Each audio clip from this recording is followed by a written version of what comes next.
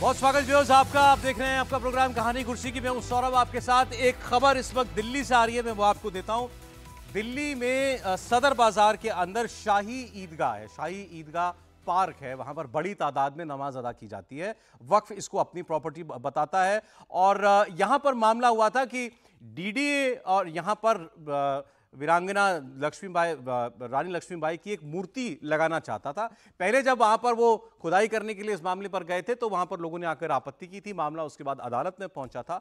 अदालत का यह आदेश आ गया है कि यहां पर वक्फ की संपत्ति बताकर रानी लक्ष्मीबाई की मूर्ति लगाने का विरोध जो किया जा रहा है वो समझ से परे है कि कैसे एक फ्रीडम फाइटर की, वो भी रानी लक्ष्मीबाई जैसी आइकॉनिक शख्सियत की मूर्ति अगर यहां लगाई जाएगी तो उससे किसी के प्रार्थना करने के या नमाज करने में किसी अधिकार पे कहां से कोई चोट पहुंचेगी या रोक लगेगी। इसलिए ये उनका जो एतराज है ये बिल्कुल निराधार है। उन्होंने आदेश दिया कि यहां मूर्ति लगे और उसके बाद अब बड़े दलबल के साथ जो है डीडीए की टीम वहां पर पहुंची हुई है। डीडीए और एमसीडी की टीम जिस जगह पर ये आप जो पार्क देख रहे हैं इसी में रानी लक्ष्मीबाई की मूर्ति लगनी है।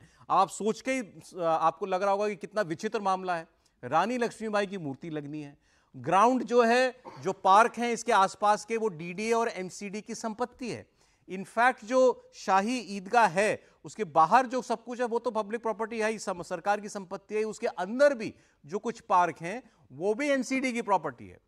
तो अदालत ने कहा कि उनको आप कैसे रोक सकते हो कि वो वहां अगर कोई मूर्ति लगाना चाहते हैं तो उनका हक नहीं है। और इसमें यह हुआ था कि जो दिल्ली का अल्पसंख्यक आयोग है उसके पास मामला गया था तो उसने कहा था यथास्थिति बनाए रखें। तो अदालत ने उस पर भी कहा है कि उनको ऐसा आदेश देने का कोई अधिकार ही नहीं है। ये प्रॉपर्टी सरकारी जमीन है और यहां पर एमसीडी हो या डीडीए वो चाहे जो कर सकती है और ये किसी के नमाज पढ़ने या किसी धार्मिक कार्य में कहीं कोई अवरोध पैदा नहीं करता है। पहला सवाल तो ये कि इस पर किसी को ऐतराज हो क्यों सकता है। यहां तक याचिकाकर्ताओं ने कोर्ट में जाकर के कहा कि ये अतिक्रमण करके जमीन कब्जा करना चाहती हैं एजेंसियां। मैं आपको अविनाश तिवारी के पास लेकर के जा रहा हूं, वो आपको पूरा मैटर अच्छे से समझा भी देंगे और आज इस वक्त वहां क्या एक्शन चल रहा है वो भी आपको बताएंगे। जी अविनाश। देखिए सौरभ, सबसे पहले तस्वीर आपको दिखाते हैं। सामने शाही ईदगाह है और ये शाही ईदगाह पार्क है।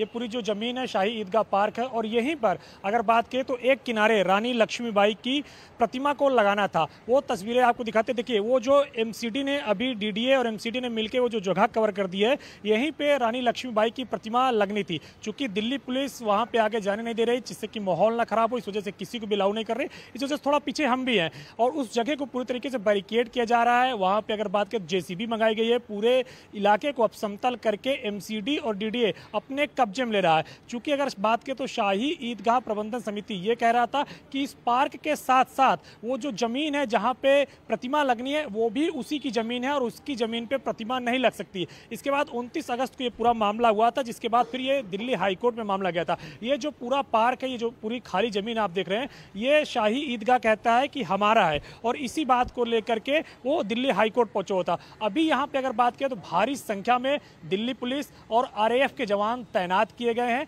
दिल्ली हाईकोर्ट का जो आदेश आया है, आदेश के बाद अब यहां पे बैरिकेडिंग जो है वो की जा रही है एमसीडी की ओर से उस जमीन पे जिस जमीन पे प्रतिमा लगनी थी। वहां पे जेसीबी भी बुलाई गई है और जेसीबी पूरे जगह को समतल कर रही है और समतल करके उस पूरे इलाके को अब अपने कब्जे में लेगी जिस जमीन पे प्रतिमा लगना है। तो ये यहाँ पे फिलहाल अगर बात करें तो किसी भी तरीके से स्थिति न बिगड़े, इसलिए दिल्ली पुलिस ने इस पूरे रोड को भी बंद कर दिया है और भारी संख्या में यहाँ पे पुलिस बल को तैनात किया है। हमने शाही ईदगाह के जो लोग हैं उनसे भी बातचीत करने की कोशिश की है, लेकिन उन्होंने किसी भी तरीके से बात करने से मना कर दिया है। चूंकि अगर बात करें तो ये डीडीए का और एमसीडी का पूरा मामला है, सरकारी विभाग का पूरा मामला है, तो इसलिए वो भी बातचीत नहीं कर रहे हैं। लेकिन यहाँ पे देखिए आप तस्वीरें सब कुछ बयां करेगी। सामने ईदगाह है और उसके सामने अगर बात करें तो पूरी तरीके से खाली पड़ी हुई जमीन है और जमीन के एक हिस्से में जो कि सड़क से लगा हुआ वो इलाका है, वो हिस्सा है, तो वहीं पर अगर बात करें तो एमसीडी और डीडीए अविनाश फिलहाल शुक्रिया अविनाश, आपने दिखा भी दिया कि इस जगह पर मूर्ति लगनी है। ईदगाह जो मेन परिसर है बड़ा दूर है, ये बाहर ईदगाह के पार्क है जहां पर एक कोने में मूर्ति लगनी थी। मामला हाईकोर्ट तक पहुंच गया इसको लेकर के। विजय जी कुछ और डिटेल्स इसमें आप शेयर करना चाह रहे थे? हाईकोर्ट की डबल बेंच का ये फैसला है, ऑब्जर्वेशन है और बहुत स्ट्रांग तरीके से उनका, इससे पहले ये सिंगल जज की बेंच में भी था, लेकिन जो आज कहा है उसने बहुत ही मेरे ख्याल से ये सब लोगों के लिए स्ट्रांग तरीके से देखना चाहिए इसमें, जिसमें उन्होंने कमेटी को लेकर कहा है कि एक तो ये बात साफ की है कि ये ज़मीन जो है वो उनकी नहीं है, वक्फ की नहीं है, वक्फ की नहीं है, ये पब्लिक लैंड है, डीडीए की लैंड है, तो उसमें होना चाहिए। और उन्होंने कहा कि आप इस तरह से कम्युनल पॉलिटिक्स न करें, communal politics is being played through the court, you are projecting the case as if it is a religious issue. ये ईदगाह कमेटी को बोला है, ये ईदगाह कमेटी को बोला, but it is a law and order situation, acting chief justice Manmohan remark, it is a matter of immense pride to have the Rani Jhansi statue, we talk about women empowerment these days and you have an issue. तो ये सारी बात उसमें दो तरीके से उन्होंने कहा, और उन्होंने कहा कि कल तक बाय टुमारो आपको इसके लिए माफी मांगनी होगी रिटर्न में, माफी मांगनी। क्या आपने ऐतराज किया? ऐतराज किया और ये इसको स्कैंडलस बनाया। ईदगाह कमेटी को बुलाया, आप माफी मांगेंगे कि आपने रानी लक्ष्मीबाई की प्रतिमा लगने से इनकार किया। पंक्तियां लिखा है कि रिलीजियस इशू की तरह से, तो ये और आप इसको कम्युनल इशू बना रहे हैं, कम्युनल इशू बना रहे हैं। ऐसा जो वक्फ को लेकर चल रहा है माहौल सारा, वो यही तो है कि वक्फ जहां कहते हैं मेरी जमीन है साहब, तो उससे उनका केस सबसे बड़ा उदाहरण है इस समय। ये वो उसी का उदाहरण है। नहीं, इसमें तो कोर्ट ने कहा है कि आपका इरादा केवल वहां इस मूर्ति का विरोध नहीं करना है, आप किसी और को अदालत को हथियार बना के संबोधित कर रहे हैं। आप अपनी सांप्रदायिक राजनीति आपने यहां घुसेरी है, आपने कोई भत्ते, ये जो भाषा है आपकी, ये आपकी केस की ये भाषा आपत्तिजनक है। और फिर वकील आपको माफी मांगनी पड़ेगी। वकील को डांटा कि आप वकालत से जुड़े हुए हैं, आपने इस तरह की भाषा का कैसे कोर्ट में जो है अपील की है, इस भाषा का प्रयोग कैसे दूसरी किया? बात, वो अभी तस्वीर में विनाश ने दिखाया, ईदगाह सामने बिल्कुल कई मीटर दूर, ईदगाह वक्फ की प्रॉपर्टी हो सकती है, आसपास के सारे पार्क जो है वक्फ के हो गए। तो कितना बड़ा पार्क है, डीडीए कह रहा है हमारी लैंड है। दो बातें कही ना, एक तो ये डीडीए लैंड है, उसको आप गलत तरीके से कर रहे हो, और दूसरा उसको कम्युनल इशू की तौर पर पेश कर रहे हो कि ईदगाह के सामने रानी लक्ष्मीबाई की जो मूर्ति है, उस प्रॉपर्टी को देख रही थी ना भाई। अच्छा, इसलिए उसकी होगी, वक्फ संपत्ति के सामने थी, तो जहां तक दिखे हमारा है, यही तो कर रहा है ना वक्फ बोर्ड देश में। और क्या कर रहा है? कहां से 8.5 लाख एकड़ 9 लाख एकड़ जमीन हो गई? और ये कोई एक बार थोड़ी ना हुआ। जब 1500 साल पुराने मंदिर वाले तमिलनाडु के गांव में वक्फ अपना दावा कर देता है, जब मुकेश अंबानी के घर पर वो अपना दावा कर देता है, तो कहीं भी कुछ भी कर सकता है। जब ताजमहल पर दावा कर देता है, शाहजहां भी बेचारे ऊपर से देख रहे होंगे, सोच रहे होंगे कि कहां से वक्फ वाले आ गए। मुंबई के ताज होटल पर दावा कर कहीं भी कर देते हैं। और इसीलिए इसके दोनों पहलू, एक पहलू ये कि आपने वक्फ के बहाने कम्युनल एंगल उसमें डाला, और झांसी की रानी लक्ष्मीबाई इस देश की हीरो हैं, उनके ऊपर आपने, और जब आप मुस्लिम हो के ये करते हैं तो कई बार जो हम लोग डिबेट में सवाल खड़ा करते हैं, और कई बार सेकुलर क्रेडेंशियल्स की बात करती हूं मैं कहता हूं कि इस देश में फ्रॉड सेकुलरिज्म प्रैक्टिस किया जाता है। मैं बार बार ही कहता हूं ये वही फ्रॉड सेकुलरिज्म है। नहीं, ये भी दर्क आया कि यहाँ 50,000 लोग नमाज अदा करते हैं किसी मौके पर, तो कोर्ट ने कहा कि आपकी वजह से इस जमीन का कोई और इस्तेमाल भी नहीं हो पाता। ये पार्क की लैंड है ना वो। अच्छा, क्योंकि यहाँ नमाज इतनी भारी तादाद में कभी लोग पढ़ते हैं, बात इसलिए इसका कोई और उपयोग नहीं हो पाता। गार्डन में तो कही जाती है ना, यही बातें तो कही जाती है ना कि आपने इस तरह से सड़क से लेकर, पार्क से लेकर, मोहल्ले से लेकर, किसी भी इलाके में आप इसी तरह से कब्जा कर लेते हैं। ऐसे कैसे चलेगा? कोई भी कानून से, संविधान से चलने वाला लोकतांत्रिक देश, उसका कोई तरीका होगा, या कुछ लोग तय करेंगे आज हम यहां पकड़ लेंगे, आज ये वाला धार्मिक स्थान हो जाए? ऐसे कैसे हो सकता है? ये बताइए जरा, इनका लोकतांत्रिक देश में क्या मतलब, ऐसी बात कहने वाले के क्या जेल में होना चाहिए था? बता रहा हूं ना आपको। तौकीर रजा साहब बरेली के बड़े मौलाना है, और महाराष्ट्र के औरंगाबाद में ये गए हुए थे, और औरंगाबाद में जो ये सारा मजमा लगा हुआ था, दरअसल ये मंच जो था ये AIMIM ने लगाया हुआ था। वहाँ के जो पूर्व सांसद हैं इम्तियाज़ जलील, उन्होंने अभी मार्च निकाला था औरंगाबाद संभाजीनगर से लेकर के मुंबई तक, कि वहाँ पर एक संत ने कुछ टिप्पणी की, उसके खिलाफ उनकी गिरफ्तारी कार्रवाई को लेकर के सारा मामला आगे चल रहा था। इस मंच पे उन्होंने क्या बोला? इन्होंने बोला कि शर्म की बात है कि यहाँ पर पूरा औरंगाबाद क्यों नहीं आया हुआ, यही लोग क्यों आए हुए इस तरह जितने मुझे दिखाई दे रहे हैं, पूरे शहर को यहाँ पर क्यों नहीं होना चाहिए था। फिर इन्होंने आगे कहा मोदी हमारा दुश्मन। उसके आगे इन्होंने कहा कि अगर तुमको कोई तुम भीड़ में घिर जाओ, तुमको मारने लगे, एक को तो पकड़ लोगे ना, उसको इतना मारो कि वो मर जाए। मौलाना साहब कह रहे हैं, सुनिए। हमारे सब्र का इम्तिहान लिया जा रहा है। अगर ये पैमाना छलक गया तो नताइज बहुत खराब हो सकते हैं। 1000 आदमी भी अगर आपको घेर लेते हैं, उनमें से एक को तो पकड़ सकते हो। सरेंडर नहीं करना है। अगर तुम पर हमला कोई करने आए तो सबको कुछ ना कर सको, एक को पकड़ लो, सब तुम्हें मारते रहे, तुम उस एक को तब तक मारो जब तक लोग मर ना जाए। पूरे पूरे मुल्क से हम 20 करोड़ है या 30 करोड़ है इस बात में नहीं जाता, हम जितने भी हैं अगर सिर्फ 1% घर से निकल आए, दिल्ली कुछ करने का ऐलान किया, नरेंद्र मोदी जब तक इस्तीफा नहीं देगा तब तक धरना खत्म नहीं किया जाएगा। बताओ ठीक है केरल? उसी की सरपरस्ती में ये सारी बेईमानियां हो रही है। नरेंद्र मोदी जो हमारे मुल्क को नुकसान पहुंचाने का काम कर रहा है, पूरा मुल्क बेच दिया, अब उसके पास कुछ नहीं बचा तो औकात पे नजर आ गई। नरेंद्र मोदी से हमारी नफरत इसलिए नहीं है कि वो मुसलमानों का दुश्मन है, नरेंद्र मोदी से हमारी नफरत इसलिए है कि वो हमारे देश को नुकसान पहुंचाने का काम कर रहा है, और जो हमारे देश को नुकसान पहुंचा रहा है उसे किसी कीमत पर सच्चा मुसलमान बर्दाश्त नहीं करेगा। एक तो अच्छा ऐसा इसमें होता है कि सब कुछ खुल के आ जाता है सामने। जब ऐसा है, जब मैं कल ये बोला, ध्यान रखिए, जब मैं कल ये बोला कि इसको आप रामगिरी महाराज या तत्काल नीतीश राणे के रिएक्शन का जुलूस मत मानिए, इसकी एक पृष्ठभूमि है। मैंने आपको जब बताया कि 2012 में घटनाएं म्यांमार में हो रही थी और प्रदर्शन और तोड़फोड़ मुंबई में हो रहा था, लखनऊ में हो रहा था, पटना में हो रहा था, और जब श्रीलंका में होता है तो हो रहा है। एक पूरा लगातार ये जो भाषण है, आप और भी नेताओं के भाषण आया है कि हमारा छोटा मोटा नहीं, हमारा दुश्मन नरेंद्र मोदी है, सीधा सीधा हुआ। जितने भाषण है वो सब में यही कहा जा रहा है कि नरेंद्र मोदी दुश्मन है।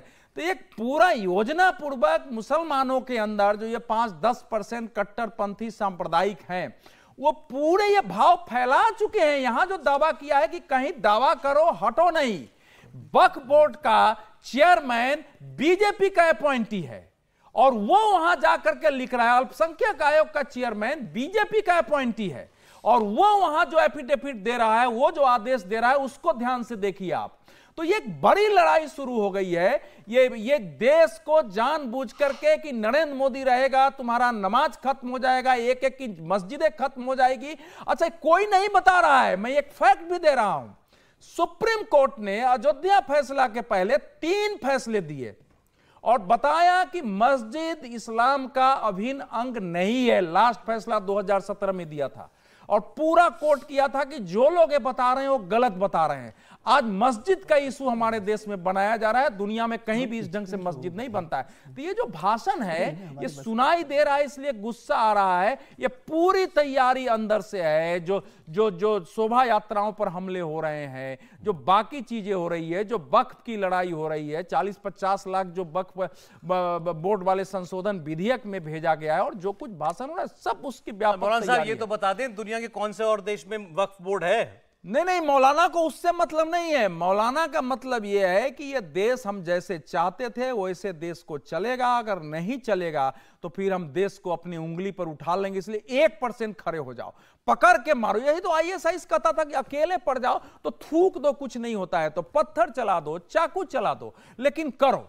तो इस भाषा उन्होंने तो ये भी कह दिया 1% भी अगर दिल्ली कुछ कर गया तो मोदी को इस्तीफा देना पड़ेगा। अंतिम बात कर रहा हूं कि इस पर क्रोधित होने की बजाय, रिएक्ट करने की बजाय, ये सोच समझ के इसको कैसे खत्म किया जाए, कैसे कमजोर किया जाए, योजना पूर्वक काम करना पड़ेगा। ये देश के हिंदू संगठनों की भी जिम्मेवारी है, सरकारों की भी है, मीडिया के भी है कि आप RSS का, बीजेपी का विरोध करिए, लेकिन इस प्रकार का जो एक पूरे देश में वातावरण बन रहा है और दुनिया में बन रहा है, उसको रोकने के लिए बहुत आवश्यक है। छत्रपति संभाजीनगर में बोल रहे थे तोकिर राजा, वो कहते 1% लोग भी अगर दिल्ली आ जाए, अगर छत्रपति संभाजीनगर में 1% लोग आ जाते वहां पर निकलकर, तो तोकिर राजा कहाँ होते इस समय? यही है कि वहां के लोग, हिंदू लोग धैर्य पाल रहे हैं, कानून का पालन कर रहे हैं, और इसलिए तोकिर राजा को इतनी हिम्मत है कि छत्रपति संभाजीनगर में जाकर वो इस तरह की ललकार रहे हैं कि 1% भी अगर आ गए तो प्रधानमंत्री मोदी को गद्दी छोड़ना पड़ेगी। दर्द है इनका। औरंगाबाद से लोकसभा हार गए, कॉर्पोरेशन ये पूरे हार चुके, वहां पर विधानसभा में सारी सीटें हारने वाले MIM की। इसलिए औरंगाबाद में ये जो सांप्रदायिक माहौल खराब करने की कोशिश कर रहे हैं कि औरंगाबाद और उसके आसपास जितना मुस्लिम बहुल क्षेत्र है वो कांग्रेस से दूर हो जाए, वो उद्धव ठाकरे से दूर हो, ओवैसी को दे, और फिर ओवैसी अपनी नफरत की राजनीति महाराष्ट्र विधानसभा के साथ पूरे देश में लेके जा सके। ये उसी रणनीति हिस्सा है। और ये मौलाना साहब है ना, उन्होंने बता दिया कि क्या पढ़ाते हैं बच्चों को, दरगाह में क्या, ईदगाह में, अपने मस्जिद में क्या पढ़ाते होंगे, यही पढ़ाते होंगे ना। मौलाना है कि कैसे लव जिहाद करना है, कैसे लैंड जिहाद करना है, कैसे आपको मारना है, कैसे हिंसक होना है आपको। उन्होंने बता दिया कि उनकी जो विचारधारा है, जो सार्वजनिक रूप से बता दी है कि हम मदरसों में बच्चों को यही पढ़ाते हैं कि कैसे पीट पीट कर हिंदू लोगों को मारना है। और जब ये हत्याएं होती है तो ऐसे ही मौलाना की शिक्षा से निकले हुए मुस्लिम वर्ग हिंदू धर्म के लोगों पर हमला कर रहे हैं। मुझे लगता है इसके ऊपर तत्काल FIR दर्ज होकर गिरफ्तार होना चाहिए थे। वो वहां से निकल कैसे गए, मुझे इस बात का आश्चर्य है।